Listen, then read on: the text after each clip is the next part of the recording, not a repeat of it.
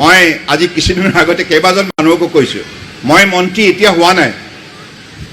মই মন্ত্ৰী যেতিয়া LP স্কুলত পঢ়ি আছিলোঁ তেতিয়াই মোক আমাৰ প্ৰধান শিক্ষকে মন্ত্ৰী বনালে।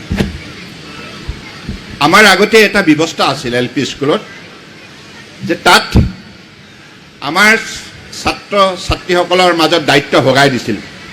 আমাৰ গুৰুজনাই, শিক্ষাগুৰুৱে কৈছিল যে তুমি প্ৰধানমন্ত্ৰী হ'বা, তুমি বৰ্গমন্ত্ৰী হ'বা, তুমি চাফাই মন্ত্ৰী হ'বা।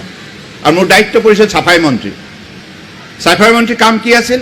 পুৱাৰ ভাগতে গৈ পেলাই ঝাৰুটো লৈ, পিৰালিবিলাকতো চব মাটি লিপা ঘৰহে, তেতিয়াতো পকী ঘৰ নাছিল, ফ্ল'ৰবিলাক পকা নাছিল, আৰু বেঞ্চবিলাকো কাঠৰ বেঞ্চ, এখন ব্লেক বৰ্ড আছিল, আৰু খেৰৰ ঘৰ, তাতে কপৌ শালিকা সোমাই, আকৌ তলত কেঁচুমোটা, নানা ধৰণৰ পঁইতাচোৰা, চুক ভেকুলী এইবিলাক থাকেই। মোৰ কাম হৈছে পুৱাৰ ভাগত মই গৈ পেলাই ঝাৰুটো লৈ পেলাই স্কুলটো চফা কৰিব লাগে। আৰু চৰাই চিৰিকটিয়ে যি বিষ্ঠা ত্যাগ কৰে, ব্লেকবৰ্ডত থাকে, আমাৰ প্ৰধান শিক্ষক ডাঙৰীয়া বহা চকীখনত পৰি থাকে, টেবুলখনত থাকে, সেইবিলাক চফা কৰিব লাগে। সেইটোৱে হৈছে চাফাই মন্ত্ৰীৰ দায়িত্ব আছে। মই কওঁ মন্ত্ৰী এতিয়া হোৱা নাই, মই মন্ত্ৰী সেই পঢ়াশালীত পঢ়ি থাকোঁতে অৱস্থাতে মই মন্ত্ৰী হৈছোঁ। গতিকে তেতিয়া মই সুধিছিলোঁ যে এইবিলাক কাম কিয় কৰিব লাগে? আমাৰ প্ৰধান কাম হৈছে আমাক যিখিনি পাঠ্যপুথি দিছে এইবিলাক পঢ়িব লাগে। কৈছে ছাৰে কৈছে নহয়, পৰিষ্কাৰ পৰিচ্ছন্নতা ঈশ্বৰৰ পৰায়ণতা, আৰু ঈশ্বৰক যদি পাব বিচৰা তুমি পৰিষ্কাৰকৈ থাকিব লাগিব, পৰিষ্কাৰ কাম কৰিব লাগিব, পৰিষ্কাৰ চিন্তা কৰিব লাগিব, পৰিষ্কাৰ আচৰণ হ'ব লাগিব, তেতিয়া তুমি মানুহৰ মাজত প্ৰিয় হ'বা। পৰিষ্কাৰ পৰিচ্ছন্নতাই মানুহৰ মাজত এগৰাকী ব্যক্তিক প্ৰিয়পাত্ৰ কৰি তোলে, প্ৰিয়ভাজন কৰি তোলে। গতিকে এই কথাবিলাকৰ প্ৰাসংগিকতা যুগে যুগে থাকিব মানৱ সমাজ থকালৈকে। আৰু মানৱ সমাজ বুলি ক'লে য'ত শান্তিত আছে, সমন্বয় আছে, সেয়ে মানৱ সমাজ। সংঘাত য'ত আছে সেইখন মানৱ সমাজ কেনেকৈ হ'ব? হয়, আজিৰ যুগত একবিংশ শতিকাত বহুত প্ৰত্যাহ্বান, বহুত সংঘাত আমি সকলোৱে দেখিছোঁ, কিন্তু ইয়াৰ পৰিত্ৰাণৰ বাবেও মানৱ সমাজে নিৰন্তৰভাৱে একাংশই কাম কৰি থকাৰ বাবে বিশ্বৰ মানৱ সমাজৰ মাজত এতিয়াও বিভিন্ন কাৰ্যসূচীৰ যোগেদি সমাজ ঐক্যবদ্ধ হৈ আহিছে আৰু ঐক্যবদ্ধভাৱে কাম কৰাৰ সংকল্প লৈছে। গতিকে মই ভাবোঁ যে আমাৰ ছাত্ৰ ছাত্ৰীসকলে এই কথাবিলাক মনত ৰাখিব। মই এজন শিক্ষক হিচাপে ক'ব বিচৰা নাই দেই, আপোনালোকৰ এইখিনি মোৰ টিচিং নহয়, I am also' talking to my self. গতিকে মই বিচাৰোঁ শ্ৰীৰাম একাডেমীৰ তেখেতৰ যিখিনি গুণানুকীৰ্তন হৈছে, তেখেতে মৰাণৰ পৰাই তেখেতৰ জীৱন যাত্ৰা আৰম্ভ কৰিছে বুলি ঋষিকেশ গোস্বামী ডাঙৰীয়া মোক ক'লে। মৰাণত মোৰ ৰাজনৈতিক জীৱন মই পাতনি মেলিছিলোঁ, মৰাণ সমষ্টিত। গতিকে এই সমষ্টিটোৰ প্ৰতি মোৰ বিশেষ মৰম আছে, শ্ৰদ্ধা আছে। মই সদায় ৰাইজৰ ওচৰত চিৰকৃতজ্ঞ। গতিকে তেখেতসকলে মোক ৰাজনীতি পথাৰত আত্মপ্ৰকাশ কৰাৰ বাবে সহযোগ কৰিছে, আশীৰ্বাদ দিছে। তাৰ পৰৱৰ্তী সময়ছোৱাত আপোনালোকে সকলোৱে মোক সহযোগিতা, মৰম, চেনেহ, আশীৰ্বাদ দি বিভিন্ন দায়িত্ব অৰ্পণ কৰিছে। এতিয়া প্ৰশ্ন হৈছে যে ছাত্ৰ ছাত্ৰীসকলে নিজক গঢ়িব লাগিব, আৰু যুগটো প্ৰতিযোগিতাৰ। আৰু এই প্ৰতিযোগিতাৰ যুগত মাননীয় প্ৰধানমন্ত্ৰী ডাঙৰীয়াই কৈছে smart class, smart teacher, smart student. Why? কাৰণ পাকৈত যদি নহয়, you cannot compete with the others. You will have to compete with the best of the best. গতিকে নিজে সেই প্ৰতিযোগিতাত অৱতীৰ্ণ হৈ সুখ্যাতিৰে উত্তীৰ্ণ হোৱাৰ বাবে আপুনি নিজক গঢ় দিব লাগিব। আৰু নিজক গঢ় দিব লগা হ'লে ডে ওৱানৰ পৰা, এইটো নহয় মই ক্লাছ 8ৰ পৰা পঢ়িম, এইটো নহয় মই ক্লাছ 7ৰ পৰা পঢ়িম, ন। ডে ওৱানৰ পৰাই, যিদিনাখনে আপুনি শিক্ষানুষ্ঠানত নামভৰ্তি কৰিছে, সেইদিনাখনৰ পৰাই আপোনাৰ নিৰন্তৰ এই কঠোৰ পৰিশ্ৰমৰ যাত্ৰা আৰম্ভ হ'ল। আৰু কোনোদিনে কেজুৱেল নহ'ব। আমিও জীৱনত কেজুৱেল হৈ পেলাই কিছুমান সময়ত বহুত লটি ঘটি হৈছে। মোৰ জীৱনৰ ব্যক্তিগত অভিজ্ঞতাৰ পৰা কৈছোঁ। আজি আপোনালোকে মোক গামোচা দিছে, মৰম দিছে, বিভিন্ন বিশেষণে বিশেষণ প্ৰয়োগ কৰিছে শব্দ বাক্যত। ইয়াৰ কাৰণে মোৰ যোগ্যতা নাই। মই এজন সাধাৰণ অসমৰ সন্তান, অসমীয়া সমাজৰ বাবে, ভাৰতবৰ্ষৰ জনগণৰ বাবে কাম কৰাটো মোৰ দায়িত্ব কৰ্তব্য গতিকে সেইভাবে মই কাম কৰি আছো আৰু যিখিনি কথা এতিয়ালৈকে শিকিছো আপোনালোকে শিকাইছে গতিকে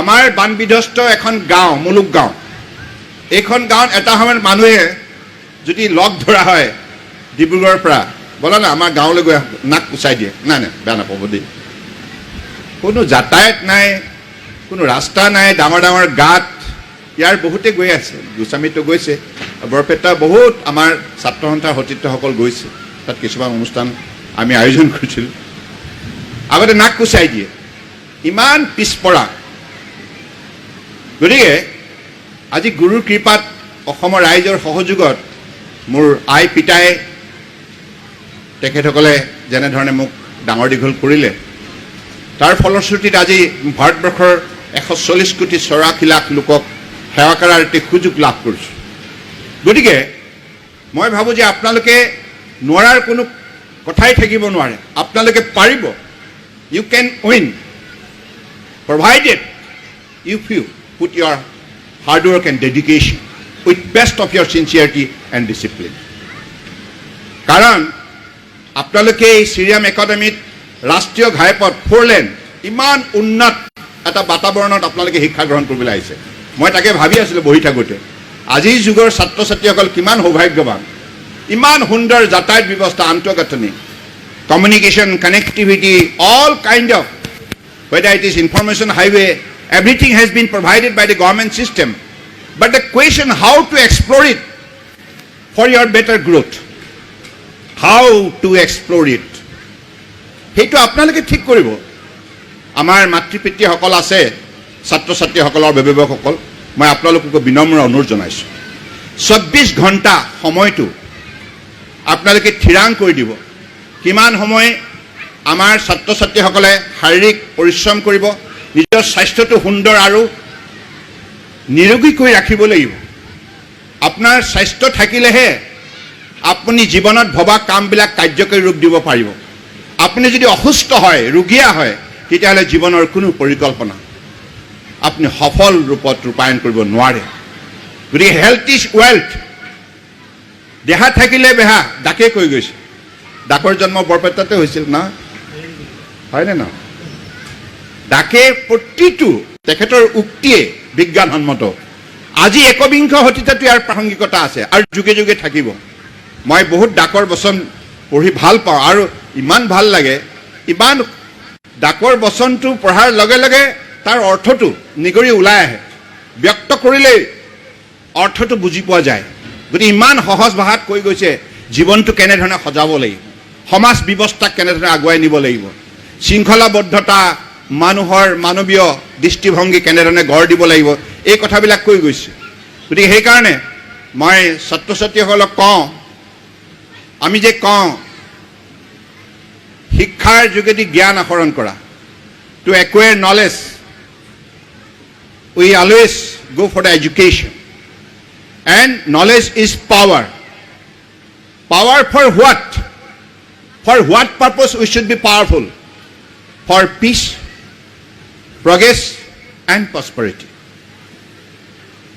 এই ক্ষমতাটো শিক্ষা গ্ৰহণ কৰি আমাৰ ব্যক্তিত্বৰ যেটো ক্ষমতা আমি লাভ কৰিম শক্তি আয়ত্ত কৰিম এই শক্তি কিন্তু মানৱ সমাজ গঢ় দিয়াৰ বাবে মানৱ সমাজ ক্ষতিগ্ৰস্ত কৰাৰ বাবে নহয় এই কথা মনত ৰাখিব লাগিব বহু এনেকুৱা উদাহৰণ আছে কেতিয়াবা মানুহে এই কথাবিলাক ভাবিলে দুখিত হয় আমি মৰ্মাহত হওঁ ইমান পঢ়া শুনা লোকে কিয় এনেকুৱা কাম কৰে সমাজত যে এই কথাবিলাক আলোচনা হয় সেইটো দুৰ্ভাগ্যজনক কথা গতিকে মই ছাত্ৰ ছাত্ৰীসকলক কওঁ power for peace prosperity and progress এই কথাটো মনত ৰাখিব সেইকাৰণে আমি জ্ঞান আহৰণ কৰিছোঁ আৰু এই জ্ঞানৰ যোগেদি আমি আমাৰ সমাজখনক ৰাজ্যখনক দেশখনৰ বাবে আমি উল্লেখযোগ্য সেৱা সমৰ্পিত ভাৱনেৰে আগবঢ়াব লাগিব